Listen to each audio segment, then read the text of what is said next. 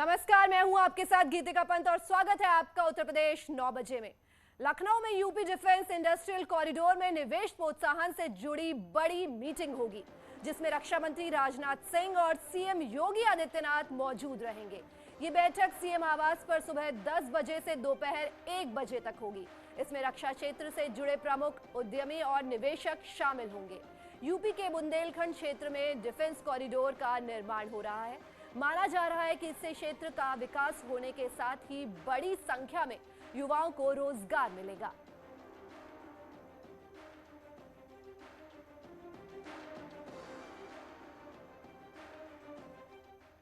क्या है defence corridor? Defence corridor एक रूट है जिसमें कई शहर शामिल होते हैं। इन शहरों में इंडस्ट्री विकसित की जाती है, कई कंपनियां हिस्सा लेती हैं। कंपनियां सेना का सामान बनाती हैं।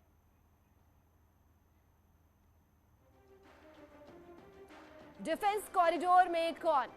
Public sector, private sector, MSE कंपनियां, औद्योगिक संस्थान। डिफेंस कॉरिडोर में क्या बनेगा? बुलेट प्रूफ जैकेट, ड्रोन लड़ाकू विमान, हेलीकॉप्टर, तोप के गोले, मिसाइल, जरूरत से जुड़ी बंदूकें, कारतूस, वर्दी, जूते, सेना की टी शर्ट, जैकेट। कहां बन रहे हैं डिफेंस कॉरिडोर? मैप की फोटो वो इस ग्राफिक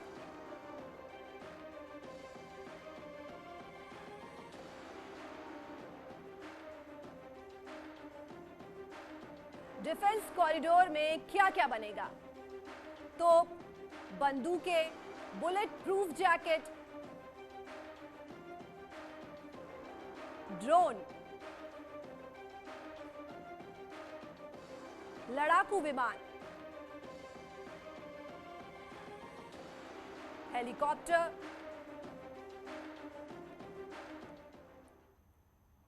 बागपत की खेकड़ा थाना पुलिस ने एक ऐसे गैंग का खुलासा किया जो फर्जी सीआईडी अफसर बनकर मेडिकल स्टोरों पर छापामारी करती था और फिर छापामारी बंद करने के नाम पर उनके संचालकों से मोटी रकम वसूल करता था।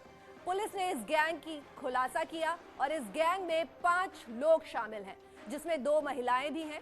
इनके कब्जे से पुलिस ने आईडी कार्ड और हजारों रुपए की नकदी बरामद की है।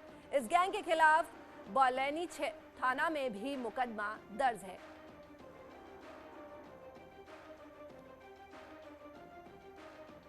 खेखड़ा पुलिस ने आज 5 सदस्यीय अंतर जनपदीय गिरोह का पर्दाफाश किया है। यह गिरोह अपने आप को सीआईडी के अधिकारी बताता था। इनके नाम अंकुश अनिल जो कि गाजियाबाद के रहने वाले हैं, यामीन खान जो कि दिल्ली का रहने वाला तथा 2 महिलाएं भी इनके साथ ही। इन 5 को गिरफ्तार किया गया है। इनके पास से 3 सीआईडी के फर्जी पहचान पत्र, 3 मोबाइल फ़ोन तथा एक वॉकी टॉकी मोटरोला का बरामद हुआ है। साथ ही साथ 35,000 रुपये बरामद हुए हैं। इनका मॉडस ऑपरेंडी ये था कि ये एनसीआर के जो मेडिकल स्टोर होते हैं उनके ऊपर ये सीआईडी के अधिकारी बनकर रेड करते थे, उनको ब्लैकमेल करते थे और उनसे रुपयों की उगाही करते थे। पीलीभीत के रोतापुर में घरेलू विवाद के चलते शराब के नशे में धुत एक ग्रामीण ने अपने चचेरे भाई की चाकू से गोदकर हत्या कर दी। घटना की सूचना पर पहुंची पुलिस ने शव को पोस्टमार्टम के लिए भेज दिया है। पुलिस मामले की छानबीन में जुटी है।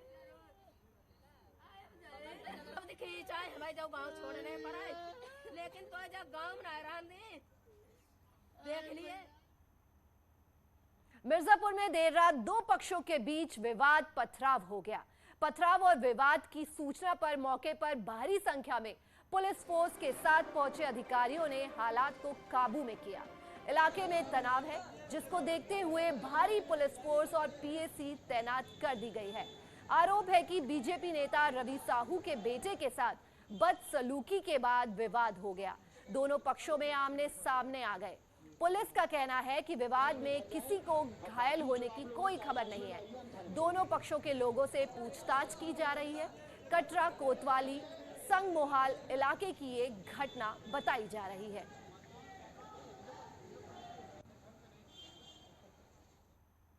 दो वर्गों में किसी लड़की को लेकर या ऐसा कुछ बताया जाता है, किसी और मुद्दे पर कोई समस्या पैदा हो गई थी आपस में, जिसमें जो है थोड़ा भीड़ इकट्ठा हो गई थी।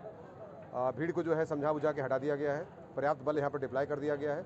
जो भी स्थिति बनती है थाने पर दोनों पक्षों से वार्ता करके तदनुसार विधिक कार्रवाई की जाएगी। और लखनऊ से बड़ी खबर, राजधानी में जीका वायरस के 2 केस मिलने से हड़कंप मच गया है। केजीएमयू लैब ने जीका वायरस के 2 मामलों की पुष्टि की है। जो लोग पॉजिटिव पाए गए हैं उनके रोड और चंदन नगर इलाके के रहने वाले हैं।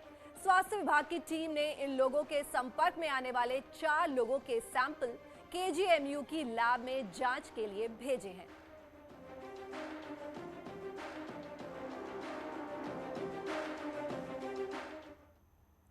लखनऊ से खबर है, अखिलेश यादव की सरकार में खनन मंत्री रहे गायत्री प्रजापति को आज कोर्ट सजा सुनाएगी।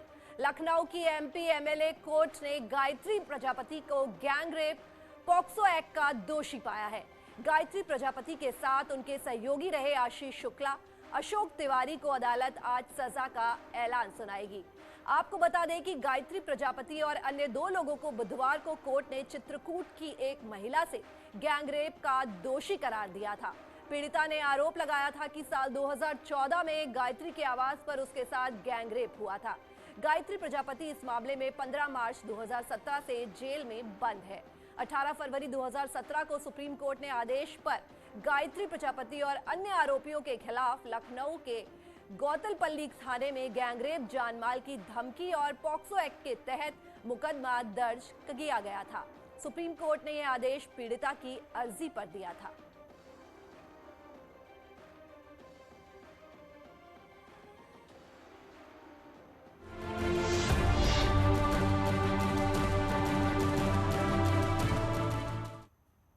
अयोध्या में आज 14 कोसी परिक्रमा का शुभारंभ हो गया है। कल सुबह 8:33 पर इस यात्रा का समापन हो जाएगा। कोरोना के चलते सैकड़ों वर्ष पुरानी परिक्रमा बाधित रही थी। इस वर्ष अब अयोध्या में परिक्रमा मेले पर लाखों की संख्या में श्रद्धालुओं के पहुंचने का अनुमान लगाया जा रहा है। इसके लिए प्रशासन ने व्यापक इंतजाम भी किए हैं।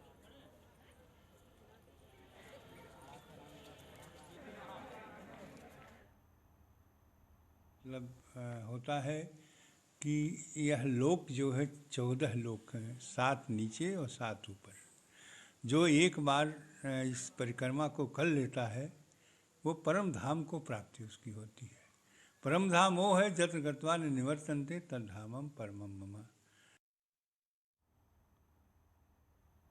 मथुरा में भी पंचकोसी परिक्रमा में बड़ी तादाद में श्रद्धालु जुटे हैं। लोग बड़ी आस्था और विश्वास के साथ अक्षय नवमी की पंचकोसी परिक्रमा लगा रहे हैं। श्रद्धालुओं की भीड़ को देखते हुए नगर निगम और जिला प्रशासन ने व्यापक इंतजाम किए हैं। ऐसी मान्यता है कि कृष्ण ने अपने मामा कंस का वध करने से पहले ये परिक्रमा की थी। तभी से मान्यता चली आ रही है कि जो भी व्यक्ति अक्षय नवमी पर परिक्रमा करता है उसको मनवांछित फल की प्राप्ति होती है और उसका क्षय नहीं होता। आज अक्षय नवमी है, इसे आंवला नवमी भी बोला जाता है। इस दिन ना जुगल जोड़ी की परिक्रमा लगाई जाती है। मथुरा में कंस मेला होता है। कल यहाँ पर कंस मारा जाता है, तो हम लोग उस मेले को देखने वृंदावन के लोग तीनों वन की परिक्रमा, मथुरा, वृंदावन और गरुण गोविंद तीनों लगाते हैं। इसको जुगल जोड़ी की परिक्रमा बोलते हैं। हमारे इस अक्षय नवमी की मान्यता है कि जब भगवान कृष्ण ने कंस का वध किया था तो उससे पहले उन्होंने यहाँ मथुरा की परिक्रमा लगाई थी।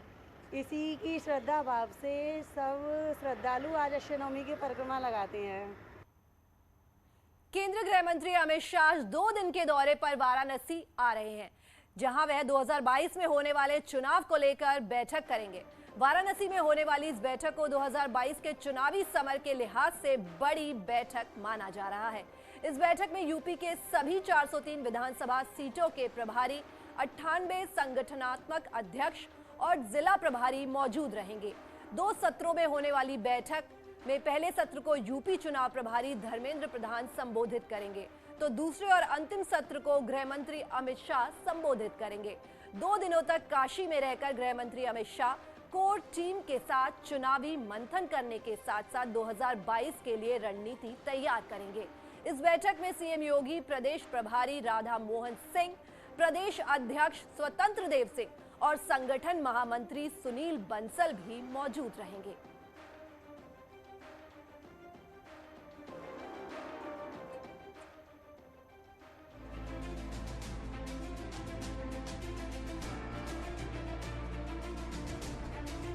केंद्रीय गृह मंत्री अमित शाह आज 2 दिन के दौरे पर वाराणसी पहुंच रहे हैं, जहां शाह 2022 में होने वाले चुनाव को लेकर बड़ी बैठक करेंगे और कोर टीम के साथ चुनावी रणनीति भी बनाएंगे। 2 सत्रों में होने वाली बैठक के पहले सत्र को यूपी चुनाव प्रभारी धर्मेंद्र प्रधान संबोधित करेंगे, तो दूसरे और अंतिम सत्र को गृह मंत्री अमित शाह संबोधित करेंगे। स्वाभाविक है कि 2022 का चुनाव सामने है, वो एक मुद्दा हमेशा रहेगा ही। किस तरह से रिकॉर्ड सदस्य भारतीय जनता पार्टी के बने, भारतीय जनता पार्टी का हमारा जो परिवार है वो कैसे और बड़ा हो, उसका विस्तार कैसे हो, मुझे लगता है कि इस पर विशेष तौर पर फोकस गृह मंत्री जी का रहेगा। दूसरा चुनाव है, उस पर स्वाभाविक मार्गदर्शन उनका मिलना ही है हम लोगों को। बड़ा लालपुर के दीनदयाल हस्तकला संकुल में होने वाली इस बैठक को 22 के चुनाव के हिसाब से सबसे बड़ी बैठक माना जा रहा है। इस बैठक में एक साथ यूपी की 403 विधानसभा सीटों के प्रभारी, 98 संगठनात्मक अध्यक्ष और जिला प्रभारी मौजूद रहेंगे। बैठक में यूपी चुनाव प्रभारी धर्मेंद्र प्रधान, प्रदेश प्रभारी राधा मोहन सिंह, प्रदेश अध्यक्ष स्वतंत्र देव सिंह और संगठन महामंत्री सुनील बंसल के अलावा सभी 6 सह प्रभारी भी मौजूद रहेंगे। हम सभी कार्यकर्ताओं को 2022 का जीत का मूल मंत्र देंगे। ये हम सभी कार्यकर्ताओं के लिए बड़े सौभाग्य की बात है। ढोल नगाड़ा सारी तैयारियां हो गई हैं और हम सभी कार्यकर्ता अपने अपने दायित्व का निर्वहन करते हुए तैयारियों में लगे हुए हैं। इस बैठक के लिए संगठन की ओर से भी जोरदार तैयारियां की जा रही हैं। दीनदयाल हस्तकला संकुल से लेकर अमेठी कोठी तक कार्यकर्ता अमित शाह के स्वागत की तैयारियों में जुटे हुए हैं। वाराणसी से न्यूज़ 18 के लिए उपेंद्र द्विवेदी की रिपोर्ट।